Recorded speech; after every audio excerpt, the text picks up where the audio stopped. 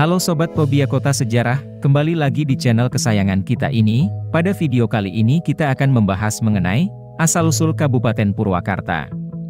Tempat yang mulai ramai, begitu arti nama Purwakarta, Kabupaten Purwakarta, Purwa permulaan, Karta ramai, hidup, berada di Jawa Barat. Posisinya spesial berada di antara ibu kota negara, Jakarta, dan ibu kota provinsi, Bandung. Hingga pada akhirnya, Purwakarta menjadi wilayah dengan banyak peninggalan bersejarah. Sebuah cerita klasik menyeret indahnya sisa tata kota yang tak lepas dari kolonialisme Belanda dan cerita zaman kependudukan Jepang. Purwakarta lumbung beras dan teh. Pernah dijadikan basis logistik Kerajaan Mataram saat penyerangan VOC ke Batavia pada abad ke-18. Belum habis kekayaannya, buminya kembali dikeruk guna menopang kekuatan dagang Hindia Belanda. Gedung negara saat ini digunakan sebagai kantor bupati. Posisi gedung berhadapan langsung dengan alun-alun yang ditaksir para sejarawan dibangun di masa bersamaan. Arsitektur perpaduan antara nilai Jawa tradisional dan sentuhan Eropa membuat decak kagum sulit dihindarkan.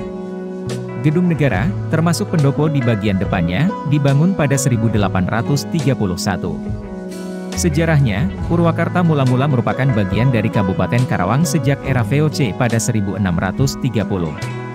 Purwakarta dijadikan sebagai pusat ibu kota Kabupaten Karawang baru pada 1831 berdasarkan keputusan Gubernur Jenderal Hindia Belanda pada 20 Juli.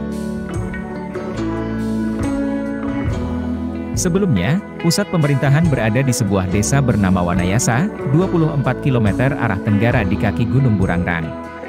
Purwakarta menjadi kabupaten tersendiri terhitung sejak 1968.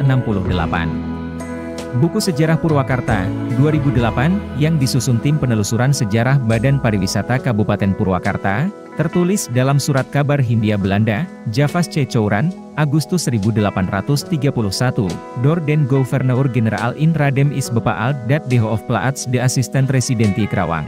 Voortaan den naam Purwakarta, Gubernur Jenderal telah menetapkan bahwa ibu kota Afdeling, Kabupaten Karawang bernama menjadi Purwakarta.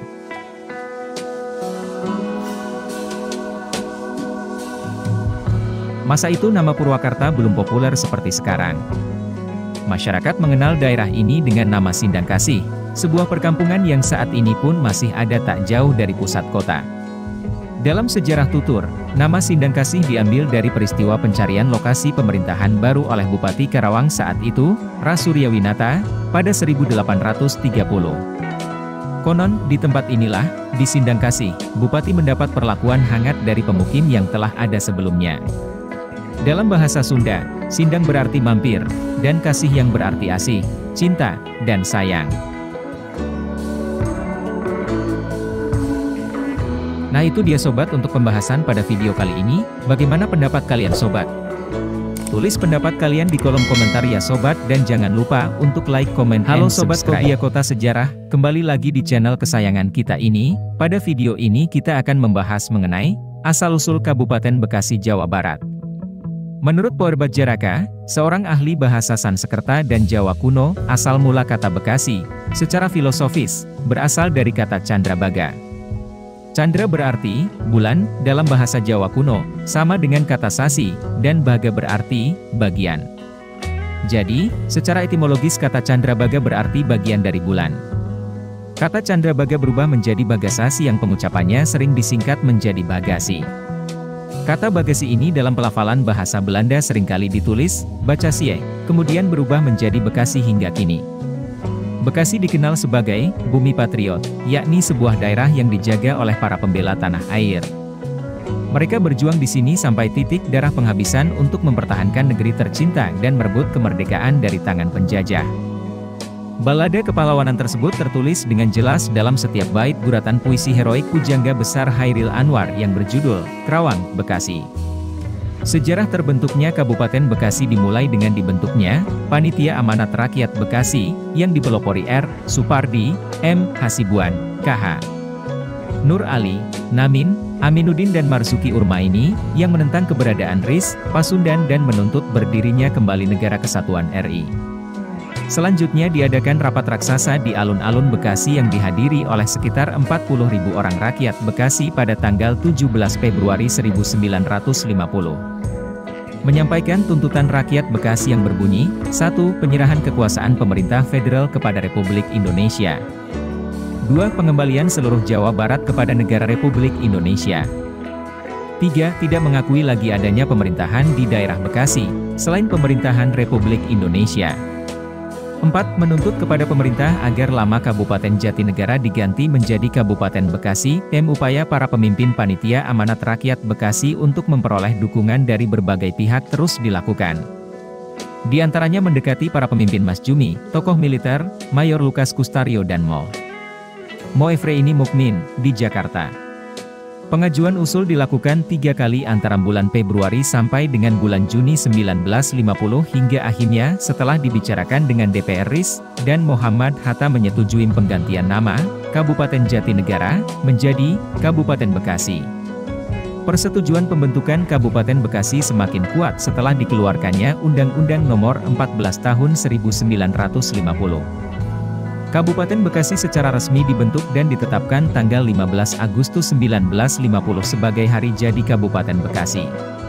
Selanjutnya pada tanggal 2 April 1960 pusat Pemda Bekasi semula dipusatkan di Jatinegara, sekarang markas Kodim 0505 Jayakarta, Jakarta, dipindahkan ke Gedung Baru Mustika Pura kantor Pemda Bekasi yang terletak di Bekasi Kaumji. Junior Haji Juanda. Nah itu dia sobat untuk pembahasan pada video kali ini, bagaimana pendapat kalian sobat? Tulis pendapat kalian di kolom komentar ya sobat dan jangan lupa untuk like, comment, and subscribe. Halo sobat Fobia Kota Sejarah, kembali lagi di channel kesayangan kita ini. Pada video kali ini kita akan membahas mengenai asal-usul Kabupaten Sumedang. Kabupaten Sumedang merupakan salah satu kabupaten di Provinsi Jawa Barat yang terkenal dengan makanan khasnya bernama tahu Sumedang. Luas wilayah Kabupaten Sumedang mencapai 155.871,98 hektare, yang terdiri dari 26 kecamatan, 270 desa, dan 7 kelurahan. Sumedang berada sekitar 45 km sebelah timur laut dari ibu kota Provinsi Jawa Barat yaitu Kota Bandung. Secara geografis letaknya berbatasan dengan Indramayu di utara, Garut dan Kabupaten Bandung di selatan, Bandung Barat dan Subang di barat, serta Majalengka di timur. Wilayah Sumedang dahulu berdiri sebuah kerajaan bernama Kerajaan Tembong Agung. Kerajaan Tembong Agung ini dipimpin oleh Prabu Galuh Haji Aji Putih atau yang juga dikenal dengan nama Aji Purwa Sumedang. Kerajaan Sumedang Larang ini mencapai puncak kejayaan saat dipimpin oleh Pangeran Angka Wijaya atau Prabu Geusan Ulun. Secara sistem pemerintahan, Prabu Geusan Ulun mulai menerapkan sistem pemerintahan kabupaten di Sumedang Larang. Penobatan Prabu Geusan Ulun sebagai pemimpin Sumedang Larang dilakukan oleh Prabu Siliwangi pada tanggal 22 April 1578. Peristiwa penobatan Prabu Geusan Ulun dianggap sebagai tonggak baru Sumedang Larang yang memiliki otoritas penuh. Oleh karena itu, tanggal 22 April hingga kini ditetapkan sebagai hari jadi Kabupaten Sumedang. Wilayah kekuasaan Sumedang Larang pada masa Prabu Geusan Ulun ini sangat luas, yaitu mencapai Samudera Hindia di selatan, Laut Jawa di utara. Kekuasaan juga membentang hingga Cisadane di barat, serta Kali Brebes di wilayah timur. Pada perkembangannya, Sumedang Larang sempat menjadi negara vasal, atau negara bagian Kesultanan Cirebon hingga kemudian Kesultanan Mataram. Wilayah Sumedang kemudian diserahkan kepada VOC melalui konsesi yang disepakati antara Pakubuana I dari Mataram Kartasura dengan perusahaan Belanda tersebut. Nama Sumedang sendiri diambil dari nama kerajaan yang ada di kabupaten ini pada masa lampau yaitu Kerajaan Sumedang Larang. Sebagaimana diungkap sebelumnya, Sumedang Larang merupakan nama pengganti kerajaan yang ada sebelumnya yaitu Kerajaan Tembong Agung. Pada perkembangannya, nama untuk wilayah Sumedang ini mengalami beberapa kali perubahan. Setelah Tembong Agung, nama daerah ini diubah menjadi Himbarbuana oleh Prabu Tajimalela. Saat itu, Sang Prabu bersabda, "Insun medal Insun Madangan," yang artinya aku dilahirkan dan aku menerangi. Konon asal-usul nama Sumedang diambil dari perkataan Prabu Tajimalela itu yaitu pada bagian Insun Madangan. Masyarakat sekitar mengalami perubahan pengucapan terhadap kata Insun Madangan itu menjadi San Madang, yang perkembangan berikutnya menjadi Sumedang. Namun, ada pula yang menyebutkan bahwa nama Sumedang berasal dari kata Insun Medal yang mengalami perubahan pengucapan. Hingga saat ini, kata Insun Medal masih tertulis di logo Kabupaten Sumedang atau yang disebut dengan logo Insun Medal. Tahu Sumedang mungkin menjadi makanan paling khas dan diingat saat menyebutkan Kabupaten Sumedang. Tahu yang memiliki cita rasa yang gurih itu konon sudah dirintis sejak tahun 1917 oleh seorang imigran asal Tiongkok. Pada saat itu, cemilan khas dan menjadi ikon Sumedang itu bernama tahu bungkeng, yang menjadi cikal bakal tahu Sumedang dan diperkenalkan oleh Ong Kino. Ong Kino memang yang merintis usaha tahu di Sumedang, tetapi yang terkenal perintis tahu adalah Ong Bungkeng yang tidak lain dari anaknya Ong Kino yang menyusul ke Jawa. Ong Bungkeng menjajakan olahan tahunya itu di daerah Tegal Kalong atau yang sekarang bernama Jalan 11 April. Suatu hari, jalan tersebut dilewati rombongan dalam Sumedang Pangeran Soeriat Madja yang akan pergi ke Situraja. Saat melewat di warung Ong Bungkeng, Bupati Sumedang yang berjuluk Pangeran Mekah itu berhenti dan mencicipi tahu jualannya. Bupati Sumedang itu tampak terkesan dengan rasanya, dan berkata, "Ngeunah geuning yeu kadaharan teh, moal burung payu geura." Artinya, lezat dan enak makanan ini pasti akan laku keras sekali. Ternyata, perkataan sang bupati menjadi kenyataan. Warung Ong Bungkeng menjadi sangat ramai dan karyawannya terus bertambah. Hingga saat ini, tahu bungkeng itu lebih dikenal dengan nama tahu Sumedang dan menjadi ikon Kabupaten Sumedang. Nah itu dia sobat untuk pembahasan pada video kali ini, bagaimana pendapat kalian sobat? Tulis pendapat kalian di kolom komentar ya sobat dan jangan lupa halo sobat Kobia Kota Sejarah, kembali lagi di channel kesayangan kita ini. Pada video kali ini kita akan membahas mengenai asal-usul Kabupaten Sukabumi.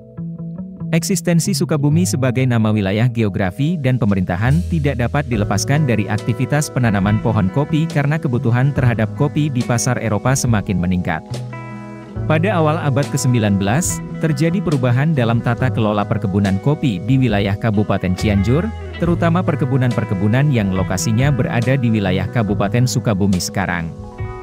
Penjualan tanah-tanah tersebut, secara formal diumumkan oleh T.S.1.MCH Pronunciation Code yang menyebut nama Sukabumi sebagai nama. Kalaupun surat itu dilayangkan oleh The Wilde, kemungkinan besar nama yang dimaksud untuk penamaan wilayah yang sekarang menjadi kota Sukabumi, bukan untuk Kabupaten Sukabumi. Meskipun tanah-tanah di Sukabumi telah dijual, namun pada kenyataannya sekitar 50% masih berada di bawah kekuasaan Letnan Gubernur Raffles. Dalam kurun waktu 1814-1823, 6 bagian tanah Sukabumi dikuasai oleh De Wilde, sedangkan 1/6 bagian lagi tetap menjadi milik S1MCH Pronunciation Code. Pada awal tahun 1820-an, Frijilan Sukabumi memiliki luas sekitar 686 pal persegi atau sekitar 18,37% dari luas Kabupaten Cianjur. Pada 10 September 1870 penetapan wilayah Sukabumi sebagai sebuah afdeling. Kedua, Kabupaten Sukabumi yang mencakup 6 distrik, yaitu Sukabumi, Cicurug, Cibadak, Palabuhan, Jampang Tengah, dan Jampang Kulon. Dalam besulit itu, ditetapkan pula bahwa kedudukan Patih sebagai pucuk pimpinan tertinggi untuk urusan pribumi di wilayah afdeling Sukabumi digantikan oleh seorang bupati. Di wilayah Kabupaten Sukabumi tetap terdapat seorang patih yang tugas utamanya membantu bupati bersama-sama dengan seorang mantri kabupaten dalam menjalankan kewajibannya. Dengan melihat luas wilayah dan jumlah distrik sebagaimana disebutkan dalam 2 Staatsblad sebelumnya, jelas kiranya bahwa wilayah Kabupaten Sukabumi sama persis dengan wilayah afdeling Sukabumi. Perbedaannya adalah sebelum tahun 1921, afdeling Sukabumi merupakan bagian dari Kabupaten Cianjur. Sementara itu, sejak 1 Juni 1921, afdeling Sukabumi menjadi sebuah kabupaten sehingga kedudukannya setara dengan Kabupaten Cianjur. Wilayah Kabupaten Sukabumi merupakan wilayah yang sama ketika masih berstatus sebagai afdeling. Wilayah administrasinya persis sama dengan wilayah ketika Kabupaten Sukabumi dibentuk pada 1921. Untuk lebih jelasnya, lihat peta Kabupaten Sukabumi tahun 1940 tentang pembagian wilayah administratif di Jawa Barat ketika wilayah Hindia Belanda diambil alih oleh Kekaisaran Jepang pada 8 Maret 1942, Tentara Angkatan Darat ke-16 membentuk pemerintahan militer di Pulau Jawa. Dengan demikian, Regenskap Sukabumi berubah nama menjadi Sukabumi. Berita tersebut diterima oleh rakyat Sukabumi dan pada 1 Oktober 1945, K. Haji Acun Basyuni dan Dr. Abu Hanifah mengerahkan para anggota BKR dan pejuang lainnya untuk menduduki kantor pemerintahan. Pada saat itulah, pengambil alihan kekuasaan pemerintahan di Sukabumi terjadi yang ditandai dengan dikukuhkannya Mr. Syamsuddin dan Mr. Harun masing-masing sebagai wali kota dan bupati Sukabumi. 14 tahun 1950 yang menetapkan Kabupaten Sukabumi sebagai salah satu wilayah pemerintahan daerah di lingkungan Provinsi Jawa Barat. Sampai sebelum 1995, Kabupaten Sukabumi tidak pernah mengalami perubahan wilayah administratifnya. Pada 1995, wilayah administratif Kabupaten Sukabumi berubah sejalan dengan dimasukkannya Kecamatan Baros dan 4 desa di Kecamatan Sukabumi ke wilayah pemerintahan Kota Madya Sukabumi. Selanjutnya, Kecamatan Sukabumi dihapus dan sisa desa yang tidak dimasukkan ke wilayah Kota Madya Sukabumi, dimasukkan ke wilayah Kecamatan Sukaraja. Nah itu dia sobat untuk pembahasan pada video kali ini, bagaimana pendapat kalian sobat? Tulis pendapat kalian di kolom komentar ya sobat dan jangan lupa untuk like, sobat Media Kota Sejarah, kembali lagi di channel kesayangan kita ini. Pada video kali ini kita akan membahas mengenai asal-usul Kabupaten Bandung Barat. Perjalanan panjang pembentukan Kabupaten Bandung Barat sebagai hasil pemekaran dari Kabupaten Bandung. Sejalan dengan pembentukan Kota Cimahi, aspirasi pembentukan Kabupaten Bandung Barat terus berproses. Hal ini ditandai dengan adanya pembentukan Forum Pendukung Percepatan Pemekaran Kabupaten Bandung Barat, FP3KB, pada tanggal 20 Agustus 1999 dengan Ketua DRS Haji Endang Anwar. Dengan dukungan YP2M sebagai LSM yang juga mendukung proses pembentukan Kabupaten Bandung Barat namun beranggotakan tokoh-tokoh masyarakat Cimahi, FP3KB mengelar rapat akbar masyarakat Bandung Barat pada tanggal 6 Agustus 2000 bertempat di kantor Kawedanaan pada Larang yang gemanya semakin meningkat dinamika politik di wilayah Bandung Barat. Beberapa kelompok masyarakat lahir sebagai penambah kekuatan bagi pergerakan mendukung pembentukan Kabupaten Bandung Barat. Kelompok masyarakat tersebut antara lain Forum Peduli Bandung Barat, Forum Pemuda Bandung Barat, dan Forum Bandung Barat Bersatu. Berdasarkan pemikiran bahwa upaya mewujudkan Kabupaten Bandung Barat akan lebih efektif bila dilakukan dalam satu wadah, muncul gagasan untuk menyatukan kelompok masyarakat yang mendukung pembentukan Kabupaten Bandung Barat dalam satu komite, yang akhirnya terwujud dengan didaftarkannya pendirian Komite Pembentukan Kabupaten Bandung Barat, KPKBB, ke notaris pada tanggal 16 November 2002 dengan ketua yang disepakati adalah DRS Haji Endang Anwar. Selanjutnya, dengan melihat proses pembentukan Kabupaten Bandung Barat yang dipandang berjalan lambat, maka KPKBB berupaya secara kontinu memperjuangkan pembentukan Kabupaten Bandung Barat pada tanggal 30 Maret 2003 yang segera diikuti oleh pernyataan sikap politik masyarakat Bandung Barat untuk mengawal situasi politik tetap kondusif sehingga proses percepatan pembentukan Kabupaten Bandung Barat berjalan dengan lancar. KPKBB juga sempat menggelar demonstrasi di Komplek Perkantoran Pemerintah Kabupaten Bandung pada tanggal 7 Januari 2004 dengan mengerahkan sekitar 5.000 orang dengan tuntutan percepatan proses pembentukan Kabupaten Bandung Barat. Merespon tuntutan dan keinginan masyarakat di wilayah Bandung Barat, pemerintah Kabupaten Bandung menerbitkan Keputusan Bupati Bandung Nomor 135, Kep. 85, Bin Pemum 2004 tentang pembentukan Tim Teknis Penataan Wilayah Kabupaten Bandung, dengan Ketua DRS Haji Abu Bakar, M.Si.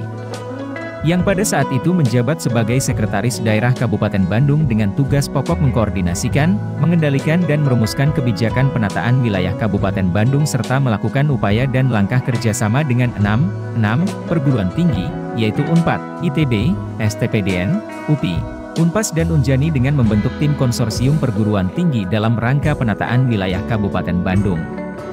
Tim konsorsium perguruan tinggi dapat menuntaskan kajiannya untuk ditindaklanjuti oleh pemerintah dan DPRD Kabupaten Bandung. Berdasarkan surat dari Bupati Bandung Nomor 135/1686 Bin Pemum tanggal 16 Agustus 2004 perihal penataan wilayah Kabupaten Bandung, DPRD Kabupaten Bandung menetapkan Keputusan DPRD Kabupaten Bandung Nomor 11 Tahun 2004 tanggal 20 Agustus 2004 tentang persetujuan Dewan Perwakilan Rakyat Daerah Kabupaten Bandung terhadap pembentukan Kabupaten Bandung Barat. Selanjutnya, Bupati Bandung mengusulkan pembentukan Kabupaten Bandung Barat. Atas perjuangan seluruh elemen tokoh masyarakat di bawah koordinasi KPKBB, dengan dukungan positif dari Bupati dan DPRD Kabupaten Bandung, serta Gubernur dan DPRD Provinsi Jawa Barat. Akhirnya pada tanggal 2 Januari 2007 ditetapkan Undang-Undang Nomor 12 Tahun 2007 tentang pembentukan Kabupaten Bandung Barat di Provinsi Jawa Barat yang wilayahnya terdiri atas 15 kecamatan, yakni Kecamatan Lembang, Parongpong, Cisarua, Cikalongwetan, Cipeundeui, Ngamprah, Cipatat, Padalarang, Batu Jajar, Cihampelas, Cililin, Cipongkor, Rongga, Sindangkerta, dan Kecamatan Gunung Halu. Dengan ditetapkannya Peraturan Daerah Nomor 12 Tahun 2012 tentang Hari Jadi Kabupaten Bandung Barat, maka tanggal 19 Juni ditetapkan sebagai Hari Jadi Kabupaten Bandung Barat. Ketentuan tersebut sekaligus mengganti Peraturan Daerah Kabupaten Bandung Barat Nomor 5 Tahun 2008, yang menetapkan tanggal 2 Januari sebagai Hari Jadi Kabupaten Bandung Barat.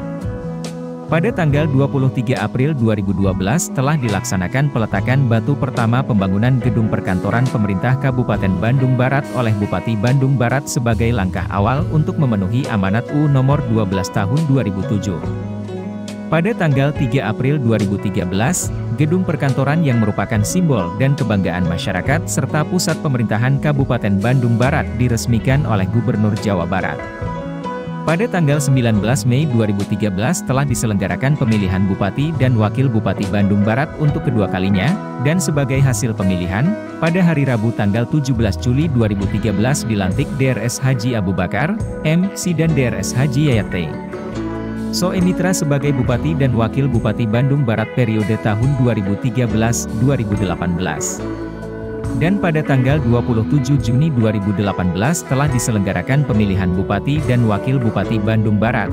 Pada hari Kamis 20 September 2018 Bupati dan Wakil Bupati terpilih Kabupaten Bandung Barat Haji A. Umbara Sutisna, S.I.P. dan Hengki Kurniawan dilantik oleh Gubernur Jawa Barat Ridwan Kamil di Gedung Merdeka, Jalan Asia Afrika periode 2018 hingga 2023. Nah itu dia sobat untuk pembahasan pada video kali ini, bagaimana pendapat kalian sobat? Tulis pendapat kalian di kolom komentar ya sobat, dan jangan lupa untuk like, comment, and subscribe. Halo sobat Pobia Kota Sejarah, kembali lagi di channel kesayangan kita ini. Pada video kali ini kita akan membahas mengenai asal-usul kota Bandung. Lahirnya Kabupaten Bandung berawal dari Piagam Sultan Agung Mataram, tepatnya pada 20 April 1641 Masehi. Maka setiap 20 April diperingati sebagai Hari Jadi Kabupaten Bandung. Saat berdiri, Kabupaten Bandung dipimpin oleh seorang bupati yang bernama Tumenggung Wirangunangun. Masa jabatannya mulai 1641 hingga 1681 Masehi. Dalam perjalanannya, Kabupaten Bandung disatukan dengan Timbangan Ten pada masa pemerintahan Anggadirreja III, 1763-1747. Pada 1786, Batu Layang juga dimasukkan ke dalam pemerintah Kabupaten Bandung. Pada masa pemerintahan Adipati Wiranata Kusumah II, 1794-1829, ibu kota Kabupaten Bandung dipindah dari Krapyak, Dayeuhkolot, ke pinggir Sungai Cikapundung, yang saat ini menjadi alun-alun kota Bandung. Pada 17 Mei 1884, tepatnya pada pemerintahan R. Adipati Kusumah Dilaga, kereta api mulai masuk Bandung.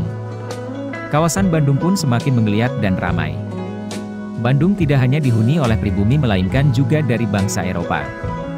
Hingga pada akhirnya pada masa pemerintahan era Martanegara, tepatnya pada 21 Februari 1960, ibu kota Kabupaten Bandung beralih statusnya menjadi kota madya atau memiliki pemerintahan sendiri. Pada masa kepemimpinan Kolonel R.H. Lili Sumantri, terdapat rencana pemindahan ibu kota Kabupaten Bandung ke wilayah hukum Kabupaten Hukum, yakni berada di daerah Bale Endah. Namun rencana itu tidak berhasil karena Bale Endah tidak memungkinkan dijadikan ibu kota lantaran kondisi fisik dan geografis. Kemudian pada pemerintahan Kolonel H.D. Cerman Affendi, ibu kota Kabupaten Bandung dipindah ke Kecamatan Soreang. Pada 17 Mei 1884, tepatnya pada pemerintahan R. Adipati Kusumah Dilaga, kereta api mulai masuk Bandung. Kawasan Bandung pun semakin menggeliat dan ramai. Bandung tidak hanya dihuni oleh pribumi melainkan juga dari bangsa Eropa. Hingga pada akhirnya pada masa pemerintahan era Martanegara, tepatnya pada 21 Februari 1960, ibu kota Kabupaten Bandung beralih statusnya menjadi kota madya atau memiliki pemerintahan sendiri.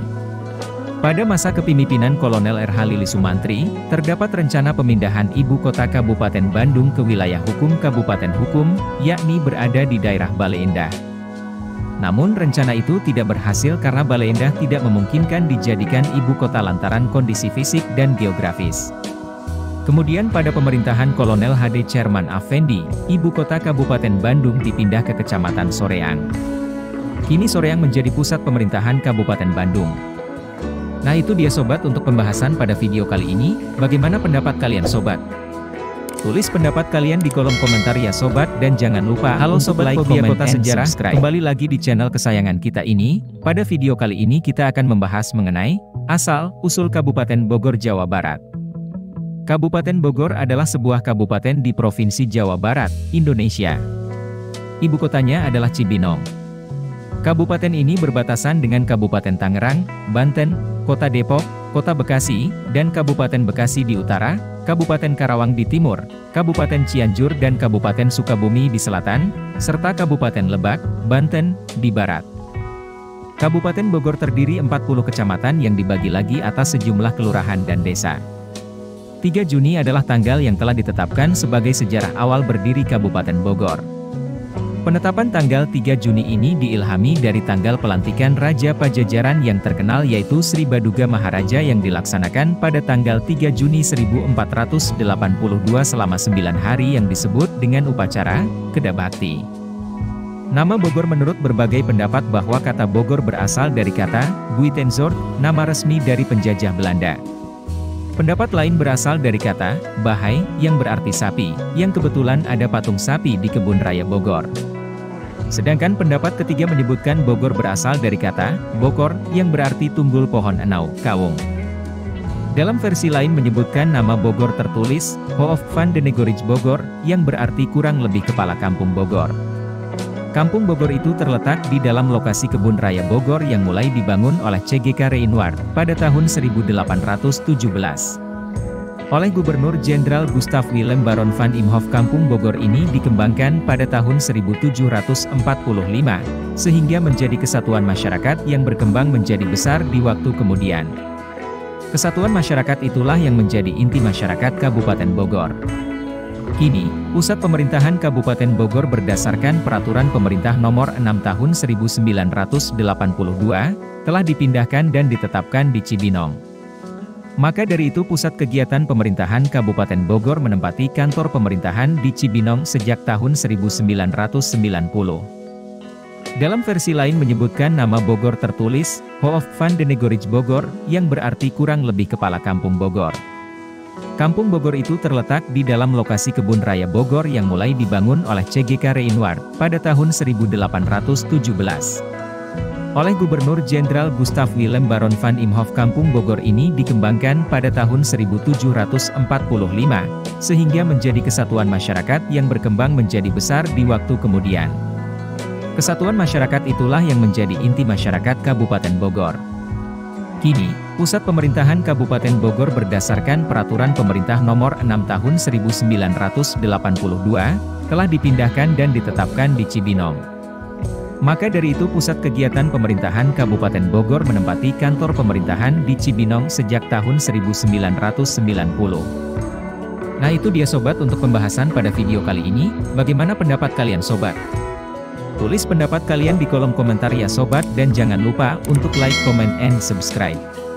Halo Sobat Fobia Kota Sejarah, kembali lagi di channel kesayangan kita ini. Pada video kali ini kita akan membahas mengenai asal-usul Kabupaten Karawang. Bila kita melihat jauh ke belakang, ke masa Tarumanegara hingga lahirnya Kabupaten Karawang di Jawa Barat, berturut-turut berlangsung suatu pemerintahan yang teratur, baik dalam sistem pemerintahan pusat. Pemegang kekuasaan yang berbeda, seperti Kerajaan Tarumanegara Kerajaan Sunda. Termasuk pemerintahan Galuh, yang memisahkan diri dari Kerajaan Tarumanegara, ataupun Kerajaan Sunda pada tahun 671 Masehi. Kerajaan Sumedang Larang 1580-1608, Kasultanan Cirebon dan Kasultanan Banten. Sekitar abad 15 Masehi, agama Islam masuk ke Karawang yang dibawa oleh ulama besar Syekh Hasanuddin bin Yusuf Idofi, dari Champa, yang terkenal dengan sebutan Syekh Kuro, sebab di samping ilmunya yang sangat tinggi, beliau merupakan seorang hafidh Al-Quran yang bersuara merdu. Kemudian ajaran agama Islam tersebut dilanjutkan penyebarannya oleh para wali yang disebut wali sangat. Hanya saja, yang ada di Kampung Pulau Bata, Desa Pulau Kalapa, Kecamatan Lemah Abang Wadas, Kabupaten Karawang, merupakan makom. Nama tersebut sesuai dengan keadaan geografis Karawang yang berawa-rawa, bukti lain yang dapat memperkuat pendapat tersebut. Keberadaan daerah Karawang telah dikenal sejak Kerajaan Pajajaran yang berpusat di daerah Bogor. Karena Karawang pada masa itu, merupakan jalur lalu lintas yang sangat penting untuk menghubungkan Kerajaan Pakuan Pajajaran dengan Galuh Pakuan, yang berpusat di Ciamis. Sejak dahulu kala, bila orang-orang yang bepergian akan melewati daerah-daerah rawa, untuk keamanan, mereka pergi berkafilah-kafilah dengan menggunakan hewan seperti kuda, sapi, kerbau atau keledai. Demikian pula halnya yang mungkin terjadi pada zaman dahulu. Kesatuan-kesatuan kafilah dalam bahasa Portugis disebut caravan, yang berada di sekitar Muara Citarum sampai menjorok agak ke pedalaman sehingga dikenal dengan sebutan caravan, yang kemudian berubah menjadi Karawang. Dari Pakuan Pajajaran ada sebuah jalan yang dapat melalui Cilengsi atau Cibarusah, Warung Gede, Tanjung Pura, Karawang, Cikao, Purwakarta, Raja Galuh Talaga, Kawali, dan berpusat di Kerajaan Galuh Pakuan di Ciamis dan Bojonggaluh. Sebagai penggantinya Sultan Agung mengangkat Rangga Gede, putra Prabu Geusan Ulun, dari istri Nyimas Gedengwaru dari Sumedang, Rangga Gempol II, putra Rangga Gempol Kusumah Dinata yang mestinya menerima tahta kerajaan. Sejak itu banyak tentara Banten yang dikirim ke Karawang terutama di sepanjang Sungai Citarum, di bawah pimpinan Pangeran Pager Agung, dengan bermarkas di Uduk-Uduk. Pengiriman bala tentara Banten ke Karawang, dilakukan Sultan Banten, bukan saja untuk memenuhi permintaan Rangga Gempol II, tetapi merupakan awal usaha Banten untuk menguasai Karawang sebagai persiapan merebut kembali Pelabuhan Banten, yang telah dikuasai oleh kompeni yaitu Pelabuhan Sunda Kelapa. Banten yang bermarkas di Uduk-Uduk, mempunyai pertahanan yang sangat kuat, karena itu perlu diimbangi dengan kekuatan yang memadai pula. Dua langkah awal yang dilakukan Surengrono membentuk 3 desa yaitu Desa Waringin Pitu, Parakan Sapi dan Desa Adiarsa sekarang termasuk di Kecamatan Karawang, pusat kekuatan di Desa Waringin Pitu. Karena jauh dan sulitnya hubungan antara Karawang dan Mataram, Arya Wirasaba belum sempat melaporkan tugas yang sedang dilaksanakan Sultan Agung. Keadaan ini menjadikan Sultan Agung mempunyai anggapan bahwa tugas yang diberikan kepada Arya Wirasaba gagal dilaksanakan. Putra kedua Arya Wirasaba, yang bernama Sacanagara bergelar Arya Wirasaba III, berpendirian sama dengan Arya Wirasaba I dan II, tidak mau tunduk pada Belanda, serta tidak meninggalkan misi sesepuhnya, yaitu memajukan pertanian rakyat, irigasi dan syiar Islam. Nah itu dia sobat untuk pembahasan pada video kali ini, mengenai asal-usul Kabupaten Karawang Jawa Barat. Bagaimana pendapat kalian sobat? Tulis pendapat kalian di kolom komentar ya sobat dan jangan lupa untuk like, comment, and subscribe. Kembali lagi di channel kesayangan kita ini, pada video kali ini kita akan membahas mengenai asal-usul Kabupaten Tasikmalaya di Jawa Barat. Sejarah berdirinya kota Tasikmalaya sebagai daerah otonomi tidak terlepas dari sejarah berdirinya Kabupaten Tasikmalaya sebagai daerah kabupaten induknya.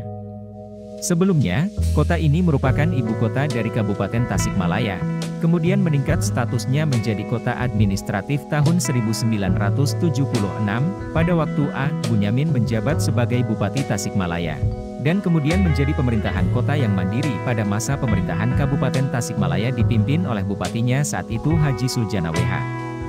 Sang Mutiara dari Priangan Timur itulah julukan bagi kota Tasikmalaya. Kota Tasikmalaya adalah salah satu kota di Provinsi Jawa Barat. Kota ini dahulu adalah sebuah kabupaten, namun seiring dengan perkembangan, maka terbentuklah dua buah bentuk pemerintahan yaitu pemerintahan kabupaten dan pemerintahan kota Tasikmalaya. Tonggak sejarah lahirnya kota Tasikmalaya, mulai digulirkan ketika Kabupaten Tasikmalaya dipimpin oleh A. Bunyamin, Bupati Tasikmalaya periode tahun 1976 A. 1981. Pada saat itu melalui Peraturan Pemerintah Nomor 22 Tahun 1976 diresmikanlah Kota Administratif Tasikmalaya oleh Menteri Dalam Negeri yang pada waktu itu dijabat oleh Haji Amir Ma'chun. Wali Kota Administratif pertama adalah Drs Haji Oman Roosman, yang dilantik oleh Gubernur Jawa Barat, Haji Angkuna Evi. Pada awal pembentukannya, wilayah Kota Administratif Tasikmalaya meliputi 3 kecamatan yaitu Cipedes, Cihideung dan Tawang dengan jumlah desa sebanyak 13 desa. Kemudian pada tahun 2001, dirintislah pembentukan pemerintah Kota Tasikmalaya oleh Bupati Tasikmalaya, Kol Infantri Haji Suijana Wirata Hadisubrata, dengan membentuk sebuah tim sukses pembentukan pemerintah Kota Tasikmalaya yang diketuai oleh Haji Yang DS, Partawinata SH.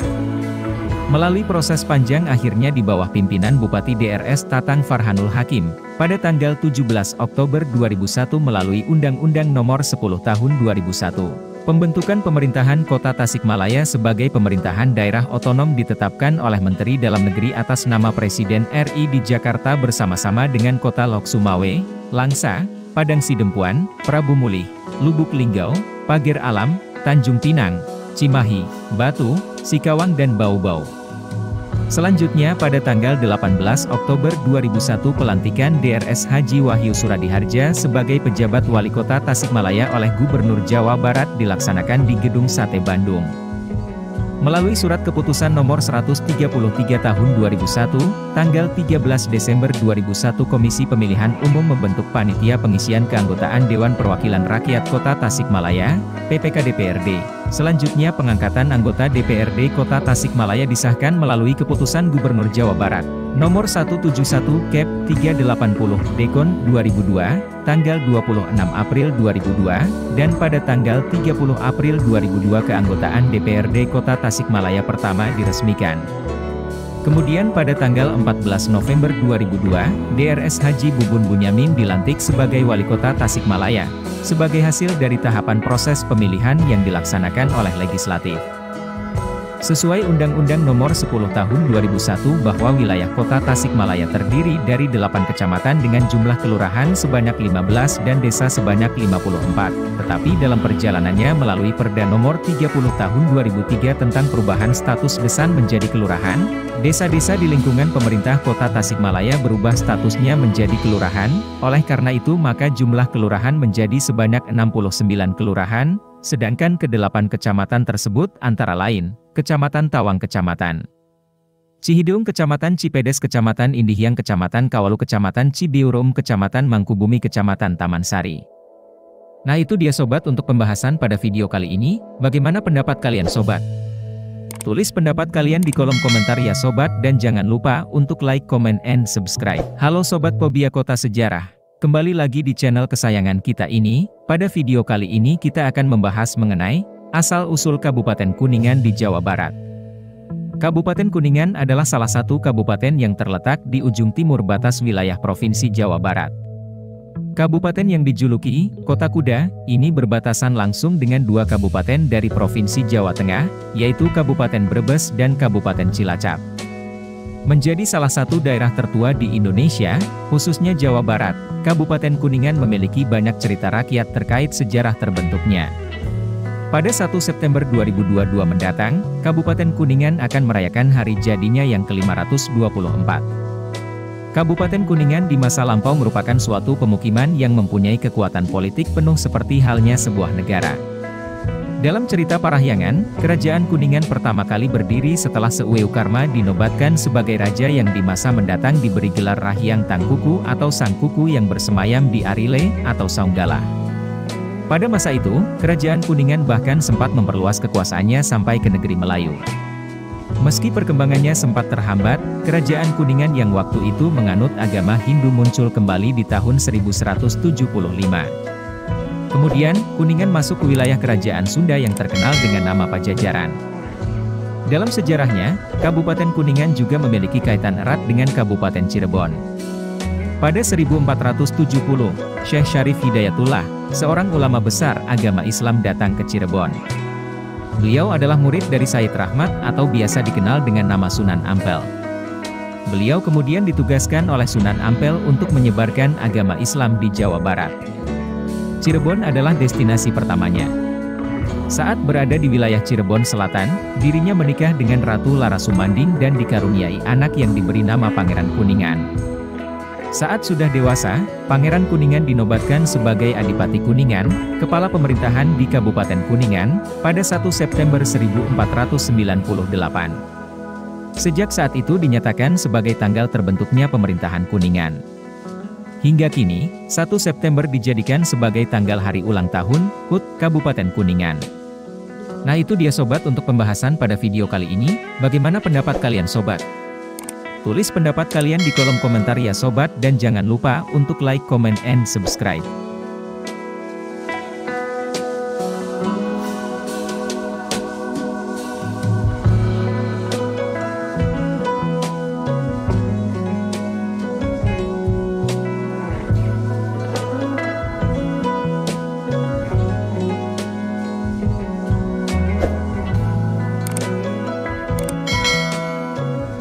Halo Sobat Pobia Kota Sejarah, kembali lagi di channel kesayangan kita ini. Pada video kali ini kita akan membahas mengenai asal-usul Kabupaten Majalengka di Jawa Barat. Cerita asal-usul nama Majalengka berkaitan dengan wawacan sejarah Karatuan Sindangkasih antara lain menceritakan bahwa pada akhir abad ke-15 daerah Sindangkasih diperintah oleh seorang ratu yang bernama Nyi Rambudkasih. Kekuasaan Nyi Rambudkasih di Sindangkasih bermula dari keinginannya untuk menemui saudaranya yang bernama Raden Munding Saryageng yang pada waktu berkuasa di Talaga. Akan tetapi, sesampainya di perbatasan Majalengka dan Talaga, Nyi Rambudkasih mengurungkan keinginannya itu karena mendengar daerah Talaga telah diislamkan. Sang ratu kemudian memutuskan untuk menetap di Sindangkasih dengan wilayah kekuasaannya meliputi Sindangkasih, Kulur, Kawung Hilir, Ciuri, Cicenang, Cigasong, Babakan Jawa, Munjul, dan Cijati. Nyi Rambudkasih berhasil membawa kerajaan Sindangkasih menjadi kerajaan yang makmur karena rakyat hidup aman dan sentosa. Kehidupan ekonominya berasal dari pertanian dan sebagian wilayahnya ditumbuhi oleh pohon maja yang berkhasiat untuk mengobati penyakit demam. Selain itu, kerajaan Sindangkasih pun telah berhasil membuat pakaian untuk kebutuhan sehari-harinya karena di kerajaan ini dikembangkan pohon kapas. Demikian juga dengan keperluan gula, sudah bisa dipenuhi sendiri karena Nyi Rambudkasih berhasil mengembangkan pohon aren. Namun demikian, eksistensi kerajaan Sindangkasih tidak berlangsung lama karena ketidakmampuan Nyi Rambudkasih membendung pengaruh Islam. Atas perintah Sunan Gunung Jati, Pangeran Muhammad beserta istrinya yang bernama Nyi Siti Armilah berangkat ke kerajaan Sindangkasih. Mereka berdua diberi tugas untuk mencari pohon maja karena pada waktu itu banyak penduduk Cirebon yang sakit demam. Selain itu, kedua utusan Sunan Gunung Jati tersebut diperintahkan juga untuk mengislamkan kerajaan Sindangkasih. Tujuan pertama dari kedua utusan tersebut tidak dapat dilaksanakan karena pohon maja yang banyak tumbuh di kerajaan Sindangkasih telah disembunyikan oleh Nyi Rambudkasih. Pangeran Muhammad terus mencari pohon maja dan menyuruh Nyi Siti Armilah untuk mencari Nyi Rambudkasih dengan maksud mengislamkan dirinya. Pada akhirnya, Nyi Siti Armilah berhasil bertemu dengan Nyi Rambudkasih sehingga terjadi perdebatan di antara keduanya. Ketika Nyi Siti Armilah mengingatkan Nyi Rambudkasih tentang kematian, Nyi Rambudkasih berkata bahwa dirinya tidak akan pernah mati. Bersamaan dengan itu, ngahianglah Ratu Sindangkasih itu di Cilutung. Nyi Siti Armilah kemudian menetap di Sindangkasih dan berhasil mengislamkan daerah tersebut. Seiring dengan ngahiangnya Nyi Rambudkasih, berakhirlah eksistensi kerajaan Sindangkasih, sebuah kerajaan yang hidup dalam ingatan kolektif masyarakat Majalengka. Sampai saat ini, beberapa patilasan Nyi Rambudkasih antara lain Sumur Sindangkasih, Sumur Sundajaya, Sumur Ciasih, dan batu-batu bekas bertapa yang ada di Majalengka masih dianggap sebagai tempat yang angker.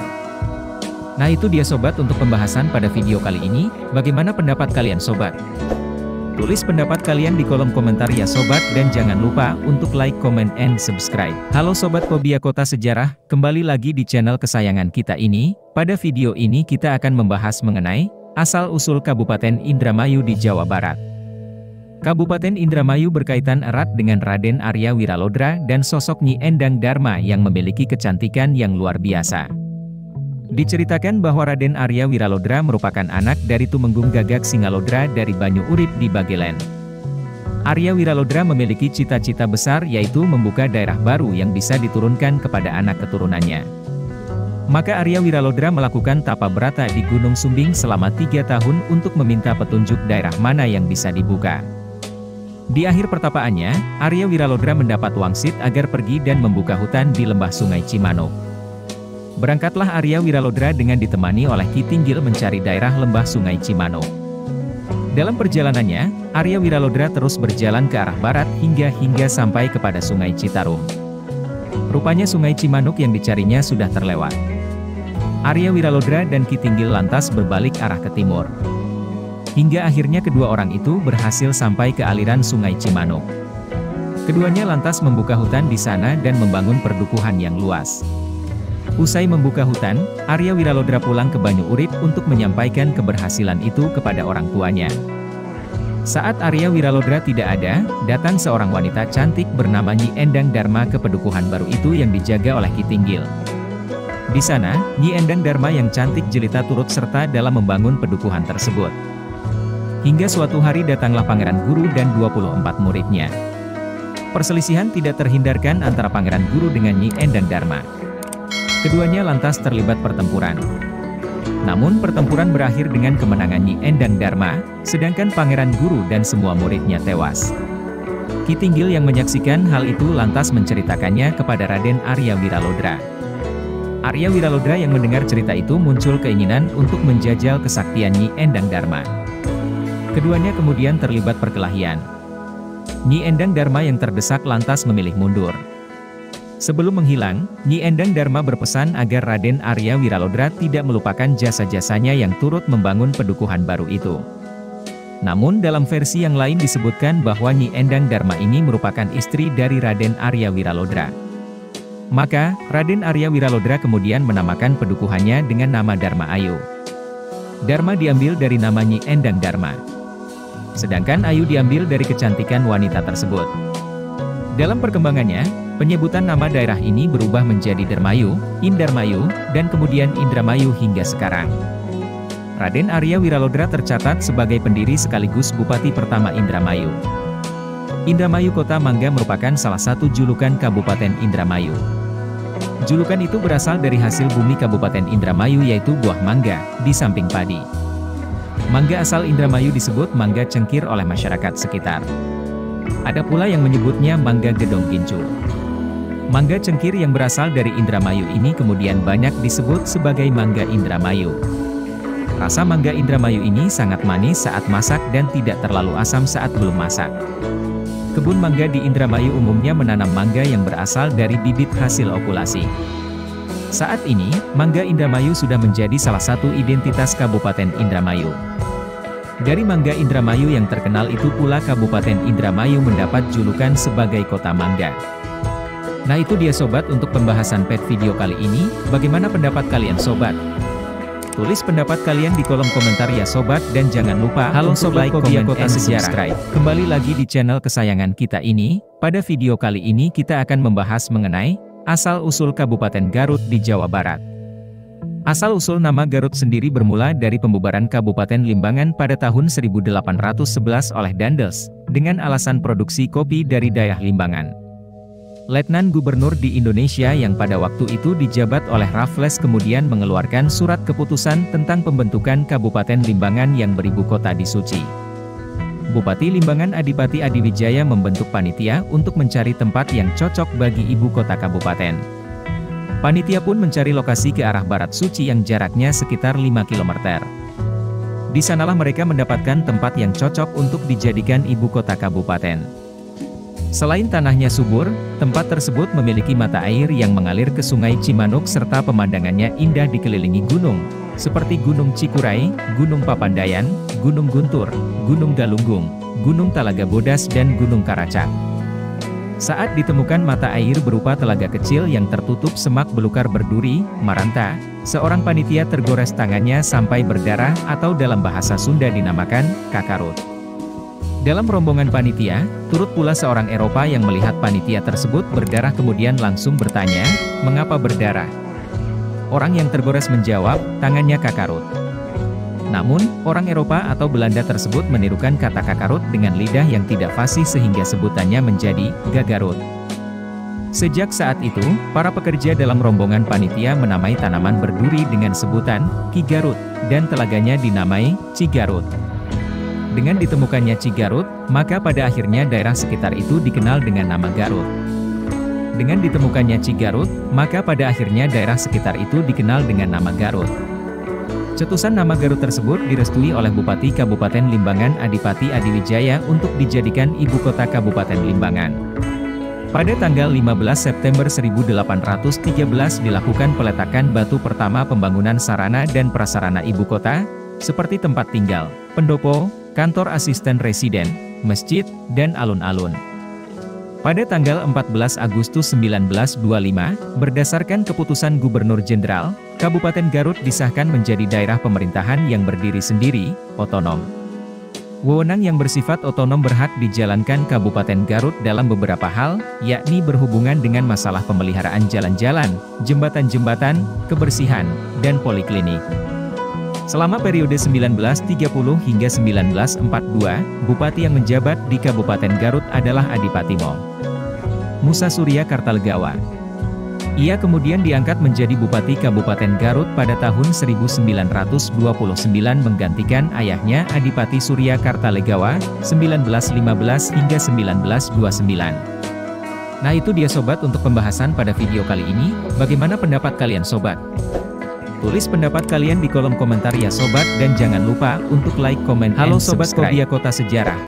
Kembali lagi di channel kesayangan kita ini, pada video kali ini kita akan membahas mengenai asal-usul Kabupaten Cirebon di Jawa Barat. Raja Jaya Dewata menikah dengan Nyai Subang Larang dikarunia 2 orang putra dan 1 putri, Pangeran Walangsungsang yang lahir pertama tahun 1423 Masehi, kedua Nyai Larasantang lahir tahun 1426 Masehi.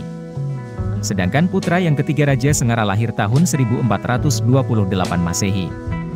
Pada tahun 1442 Masehi Pangeran Walangsungsang menikah dengan Nyai Endang Geolis Putri Ki Gedheng dan Warsih dari Pertapaan Gunung Marapi. Mereka singgah di beberapa petapaan antara lain Petapaan Ciangkup di Desa Panongan, Sedong, Petapaan Gunung Kumbang di daerah Tegal dan Petapaan Gunung Cangak di Desa Mundu Mesigit, yang terakhir sampai ke Gunung Amparan Jati dan disanalah bertemu dengan Syekh Datuk Kahfi yang berasal dari Kerajaan Parsi. Ia adalah seorang guru agama Islam yang luhur ilmu dan budi pekertinya. Pangeran Walangsungsang beserta adiknya Nyai Larasantang dan istrinya Nyai Endang Geolis berguru agama Islam kepada Syekh Nurjati dan menetap bersama Ki Gedheng dan Nusela adik Ki Gedheng dan Warsi. Oleh Syekh Nurjati, Pangeran Walangsungsang diberi nama Somadullah dan diminta untuk membuka hutan di pinggir pantai sebelah tenggara Gunung Jati, Lemah Wungkuk sekarang. Maka sejak itu berdirilah Dukuh Tegal Alang-alang yang kemudian diberi nama Desa Caruban, Campuran, yang semakin lama menjadi ramai dikunjungi dan dihuni oleh berbagai suku bangsa untuk berdagang, bertani dan mencari ikan di laut. Danusela, Ki Gedheng Alang-alang, oleh masyarakat dipilih sebagai Kuwu yang pertama dan setelah meninggal pada tahun 1447 Masehi digantikan oleh Pangeran Walangsungsang sebagai Kuwu Karbon yang kedua bergelar Pangeran Cakrabuana. Atas petunjuk Syekh Nurjati, Pangeran Walangsungsang dan Nyai Larasantang menunaikan ibadah haji ke Tanah Suci Mekah. Pangeran Walangsungsang mendapat gelar Haji Abdullah Iman dan adiknya Nyai Larasantang mendapat gelar Haja Sarifah Mudaim, kemudian menikah dengan seorang raja Mesir bernama Syarif Abullah. Dari hasil perkawinannya dikaruniai dua orang putra, yaitu Syarif Hidayatullah dan Syarif Nurullah. Sekembalinya dari Mekah, Pangeran Cakrabuana mendirikan tajuk dan rumah besar yang diberi nama Jelagrahan, yang kemudian dikembangkan menjadi Keraton Pakumwati, Keraton Kasepuhan sekarang, sebagai tempat kediaman bersama putri kinasih Nyai Pakumwati. Setelah kakek Pangeran Cakrabuana Jumajan Jati wafat, maka keratuan di Singapura tidak dilanjutkan tetapi harta peninggalannya digunakan untuk bangunan Keraton Pakumwati dan juga membentuk prajurit dengan nama Dalem Agung Nyi Mas Pakumwati.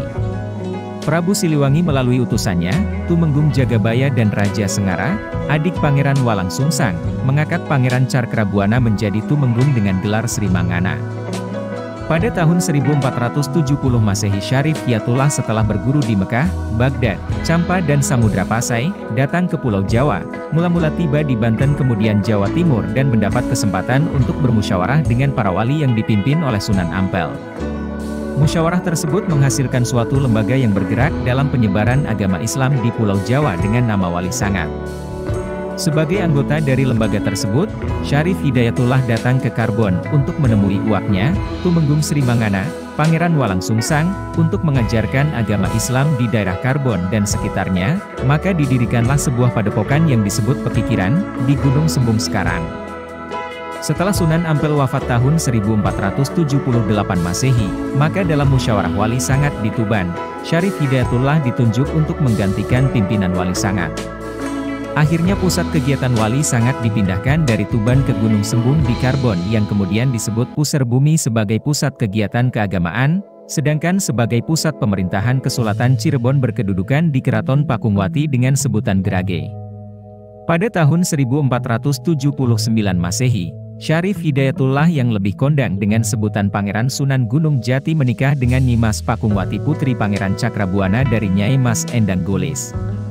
Sejak saat itu Pangeran Syarif Hidayatullah dinobatkan sebagai Sultan Karbon I dan menetap di Keraton Pakungwati. Sebagaimana lazimnya yang selalu dilakukan oleh Pangeran Cakrabuana mengirim upeti ke Pakuan Pajajaran, maka pada tahun 1482 Masehi setelah Syarif Hidayatullah diangkat menjadi Sultan Karbon membuat maklumat kepada Raja Pakuan Pajajaran Prabu Siliwangi untuk tidak mengirim upeti lagi karena Kesultanan Cirebon sudah menjadi negara yang merdeka. Selain hal tersebut Pangeran Syarif Hidayatullah melalui lembaga Wali Sangat rela berulang kali memohon Raja Pajajaran untuk berkenan memeluk agama Islam tetapi tidak berhasil. Itulah penyebab yang utama mengapa Pangeran Syarif Hidayatullah menyatakan Cirebon sebagai negara merdeka lepas dari kekuasaan Pakuan Pajajaran. Peristiwa merdekanya Cirebon keluar dari kekuasaan Pajajaran tersebut, dicatat dalam sejarah tanggal 2 Dasi Sukla Pakca Cetra masa Sahasra Patangatus Papat Ikang Sakakala, bertepatan dengan 12 Syafar 887 Hijriah atau 2 April 1482 Masehi yang hingga sekarang diperingati sebagai hari jadi Kabupaten Cirebon. Nah itu dia sobat untuk pembahasan pada video kali ini, bagaimana pendapat kalian sobat? Tulis pendapat kalian di kolom komentar ya sobat dan jangan lupa halo sobat Fobia Kota Sejarah. Kembali lagi di channel kesayangan kita ini, pada video kali ini kita akan membahas mengenai asal-usul Kabupaten Ciamis di Jawa Barat. Kabupaten Galuh dipimpin oleh Hera Kusumadiningrat menjadi Bupati Galuh pada tahun 1839-1886. Ia dikenal sebagai Kanjeng Prabu. Kemudian jabatannya diwariskan kepada putranya yakni Rangga Adipati Arya Kusuma Subrata. Pada tahun 1915, Kabupaten Galuh menjadi Keresidenan Priangan dan namanya diubah menjadi Kabupaten Ciamis. Kabupaten Ciamis terletak di Provinsi Jawa Barat. Kabupaten Ciamis berbatasan dengan Kabupaten Majalengka, Kuningan, Cilacap, Kota Banjar, Kabupaten Pangandaran dan Samudra Hindia. Kabupaten Ciamis di dalamnya terdapat 30 kecamatan dengan pusat pemerintahan di Kecamatan Ciamis. Kecamatan Banjar, yang dulunya bagian dari Kabupaten Ciamis, ditingkatkan statusnya menjadi kota administratif, dan sejak tanggal 11 Desember 2002 ditetapkan menjadi kota otonom yang terpisah dari Kabupaten Ciamis. Selain itu bagian selatan Kabupaten Ciamis mengalami pemekaran pada tanggal 25 Oktober 2012 menjadi Kabupaten Pangandaran yang memiliki 10 kecamatan. Sejarah Kabupaten Ciamis. Awal mula berdirinya Kabupaten Ciamis adalah adanya Kabupaten Galuh. Kerajaan Galuh berasal dari kata Sakaloh yang memiliki arti sungai asalnya. Namun rakyat Banyumas menyebutnya Segaluh. Diketahui dalam bahasa Sanskerta kata Galiuh menunjukkan batu permata dan berguna untuk menyebut putri raja.